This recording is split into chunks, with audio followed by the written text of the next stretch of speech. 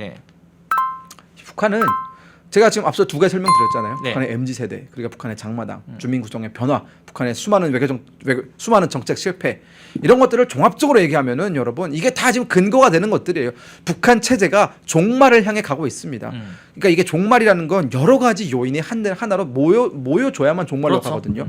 내부 구성원들이 이제는 북한 체제에 별로 충성하지 않습니다. 그리고 충성하지 않는 걸 넘어서 그 개중에는 누군가는 벌써 반기를 들고 나아가는 사람들이 있어요. 예. 그러면 외부 환경이라도 좋아야 되는데 외부 환경은 더 안 좋습니다. 대한민국도 이제는 북한에 대해 매우 강경한 입장을 취하고 그렇죠. 있죠. 우리가 전임 정권처럼 북한이 요구하는 거 다 들어주는 정부가 아니지 않습니까? 그렇죠. 지금 매우 원칙적으로 대응하고 있어요. 중국, 북한이 항상 위기에 처할 때마다 빨대를 꼽고 어떻게 보면은 그 손을 벌렸던 그 중국조차도 이제 북한을 외면하고 있습니다. 예. 그리고 러시아 우크라이나 전쟁에서 북한이 몰빵하고 있는데 그 러시아 우크라이나 전쟁을 한 번에 끝내버릴 사람 누가 등장했다?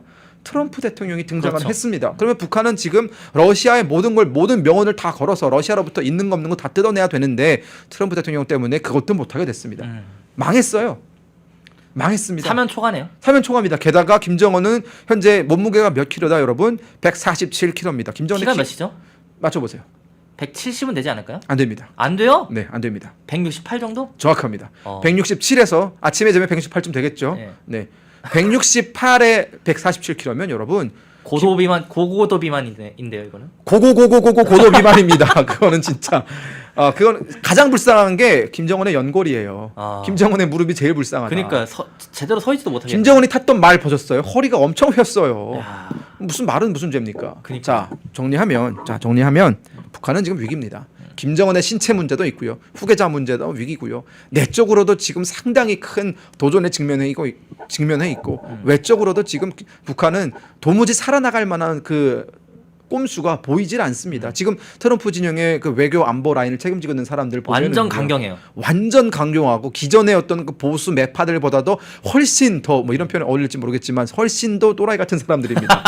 네, 아니 이게 상상할 수가 없는 사람들이에요. 완전 뭐 그냥 트럼프랑 딱 잘 통하는 사람들로만 이렇게. 그렇죠. 예, 지금 임명했더라고요. 특히나 그 폭스에서 앵커를 지냈던 그 이름이 국방부 장관. 예, 국방부 장관에 지금 지명된 그분 같은 경우에도 과거 2017년에 북한을 선제 타격할 필요가 있다라고 주장을 하셨던 맞아요. 분이에요. 되게 강경해요, 북한에 대해서. 예, 뭐 물론 2018년부터 트럼프와 김정은 사이 관계가 좋아지면서 또 이제 김정은을 축하세는 말도 했지만 본질은 뭐냐면 김정은은 지금 어느 장단에 발을 맞춰야 되는지 모르는 거예요. 언젠간 날 때려 죽인다며. 또 언젠간 나랑 친하게 지내야 된다며. 이게 미국이 북한을 혼란스럽게 하는 겁니다. 즉 미국이 현재 가지고 있는 패가 뭔지 모르게 하는 겁니다. 그러면서 북한을 안달나게 하는 거거든요. 그리고 김정은 그럼 사리 판단, 정무적 판단이 거의 없잖아요. 네, 자 그리고 여러분 한 가지만 더 말씀드리고 넘어가겠습니다. 러시아로부터 북한이 필요로 하는 게 뭡니까 지금? 대륙간 탄도미사일, 그렇죠. 핵잠수함 기술 이런 거잖아요. 그럼 대륙간 탄도미사일이나 핵잠수함은 누구를 겨냥한 겁니까? 미국을 겨냥한 그렇죠. 겁니다. 그러면 미국이 그걸 허용하겠습니까? 절대 안 하죠. 절대 안 하죠. 그러면 북한은 러시아로부터 원하는 걸 얻어내겠습니까? 푸틴은 김정은의 뒤통수를 칠 일밖에 안 남았습니다. 왜냐하면 러시아 우크라이나 전쟁이 끝나게 되면은 러시아도 이 경제를 복구해야 될 거 아닙니까? 그렇죠. 더 이상 미국과의 갈등 관계를 가져가는 건 러시아 자체가 문을 닫는 거예요, 나라가. 그러면 러시아 입장에서는 미국과 관계를 좋게 맺어야 되는데 미국이 가장 싫어하는 그 핵심 기술들을 북한에 넘겨준다? 그게 뭐 성립 가능한 생각입니까? 김정은만 모르고 있는 겁니다. 제가 앞서 뭐라고 말씀드렸습니까? 김정은은 제가 지금까지 연구했던 모든 독재자 통틀어서 가장 머리가 나쁜 사람 중에 한 명이다. 오늘의 마지막 넘어가겠습니다. 자, 우린 이제 어떻게 해야 되느냐? 대한민국은 어떻게 해야 되느냐? 지금 속보가 떴는데 예. 법원이 이재명, 김문기 몰랐다 발언은 허위 사실이다 라고 했다는 속보가 나왔습니다. 자, 박수 한번 치고 넘어가겠습니다. 야, 유죄 가능성이 거의 이거는 뭐 99.999%죠. 예, 박수는 뭐 누구를 향한 박수인지는 밝히지 않았습니다. 1심 선고가 난 건 아니에요. 예. 그냥 법원이 이재명, 김문기 몰랐다 발언은 허위 사실이라고 그렇게 밝혔다고 지금 속보가 나오고 있습니다. 예. 생각보다 판결이 좀 빨리 나올 것 같아요. 저는 3시 30분쯤에 나올 줄 알았는데.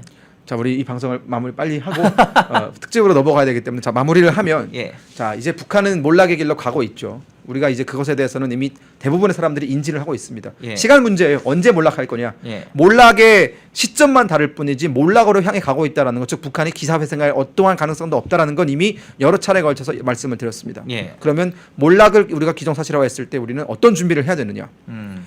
대북 정책의 고질적인 문제점입니다. 이 장기적인 관점의 전략을 가져가야 돼요. 빠르게 설명드리겠습니다. 뭐냐? 정권이 교체될 때마다 사실상 대북 정책이 바뀌잖아요. 예. 조금 더 다이렉트로 말씀을 드리면 정권이 바뀔 때마다 잘못된 대북 접근법이 들어서는 게 문제입니다. 햇볕 정책은 문제가 있는 겁니다. 햇볕 정책은 실패했고 예. 일단 결과적으로 실패했죠. 아니 15년 동안 했는데 북한이 안 변했으면 실패한 거죠. 예. 그걸 인정 안 하는 건 머리가 나쁜 겁니다. 그렇죠. 네. 그리고 목표가 분명해야 됩니다. 즉 목표가 분명하다는 건 뭐냐? 우리가 늘 북한이랑 통일을 얘기할 때 평화적으로 얘기를 한다고 하잖아요. 평화적인 통일을 한다고 하잖아요. 저도 평화 좋아합니다. 예. 하지만 여러분 생각해 보십시오. 자유민주주의 국가와 독재 국가가 마주 앉아서 평화적으로 뭘 할 수 있는 건 아무것도 없습니다. 결국 중요한 건 독재 체제가 무너지고 우리와 대화 가능한 상대가 우리 앞에 나타나야 우리가 평화적으로 얘기를 할 수 있는 것이지, 북한의 독재가 유지가 되고 있는 상황에서 우리가 북한과 마주 앉아서 뭐 평화적으로 통일을 할 수 있는 건 없습니다. 예. 우리가 그러면 평화적으로 우리가 가진 걸 다 갖다 바칠까요? 그럴 수도 없는 노릇 아닙니까? 그렇죠. 그러면 북한은 평화적으로 하기 위해서 자기들이 가진 걸 다 우리한테 갖다 바칩니까? 그렇지도 않지 않습니까? 그렇죠. 그렇기 때문에 우리 대북 정책의 가장 첫 번째 목표는 북한 정권 붕괴여야 됩니다. 그 다음 통일을 논의해야 되는 겁니다. 저는 그렇기 때문에 통일 논의는 나중에 하기로 하고 일단은 북한 정권을 붕괴시키고 북한 정권을 안정화하고 이 북한 정권을 일반 국가화하는 것이 훨씬 더 우리한테는 확실한 목표가 되겠다라는 말씀을 드리겠고요. 예. 네.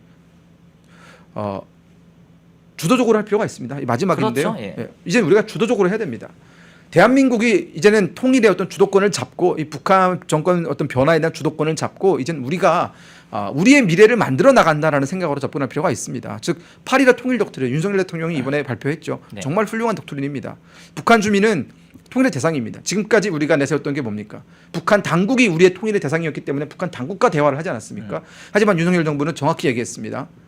통일의 대상은 북한 주민이다. 북한 주민과 북한 당국을 분리시키자라는 겁니다. 그렇죠. 북한 주민이 뭔 죄가 있습니까? 그들은 독재에 신음하는 그런 어떤 피해자들이 아닙니까? 피해자들이죠. 그렇기 때문에 우리는 가해자와 마주 앉아서 가해자의 편에서 얘기를 할 것이 아니라 피해자의 편에서 피해자의 시각으로 얘기를 하겠다라는 겁니다. 자, 두 번째 뭡니까? 통일에 찬성하는 엘리트들을 적극적으로 포섭하자라는 겁니다. 김정은 시대 때 그 많은 엘리트가 넘어왔잖아요. 예. 리일그 참사와 같은 분 더 많이 넘어와야 됩니다. 그렇게 엘리트들을 포섭함으로 인해서 북한 내부에서 여전히 긴가민가한 엘리트들한테 확실한 시그널을 주는 거죠. 네. 대한민국의 편에 서라. 살려주겠다. 그러면 그들은 김정은을 버릴 수 있습니다.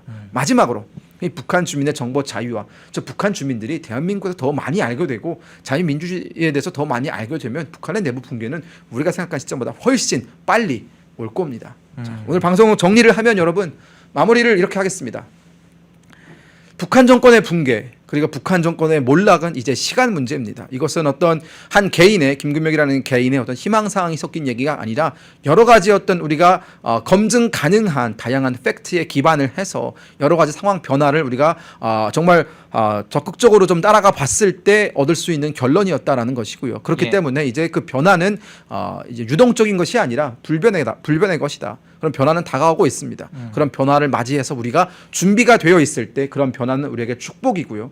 우리가 준비가 되어 있지 않을 때 북한이 몰락하는 것은 우리한테도 재앙입니다. 그렇기 때문에 우리만이라도 우리 대한민국의 미래를 걱정하는 국민들이라면 이제 우리도 준비를 하고 북한의 다양한 변화에 대해서 미리 선제적으로 대응할 필요가 있다라는 말씀을 드리면서 오늘 방송 마무리하고 이제 정말 대한민국 정치사에 큰 획을 그을 수 있는 그런 뉴스가 지금 나오고 있잖아요. 예. 네, 그 뉴스를 선우윤호 기자님이 진행을 해주신다고. 예, 3시 이 결과 좀 나와야 저희가 예, 방송을 예. 할 수 있을 것 같은데 한 지금 당장은 어려울 것 같고 3시 좀 넘어서 진행이 네. 가능할 것 같아요. 네, 이 선우윤호 기자님을 통해서 우리 또 펜앤마이크 시청자분들께서는 이제 그때 정말 속보로서 현재 지금 중요한 재판이 진행되고 있는 것에 대해서 전달 받으실 수 있기를 바라겠습니다. 오늘의 방송 여기서 마무리하도록 하겠습니다. 감사합니다. 감사합니다. 인터넷 검색창에 펜앤마켓을 검색해 주세요. 펜앤마켓은 펜앤드마이크 구독자분들을 위한 종합 쇼핑몰로 좋은 상품으로 온라인 최저가를 목표로 하는 마켓입니다.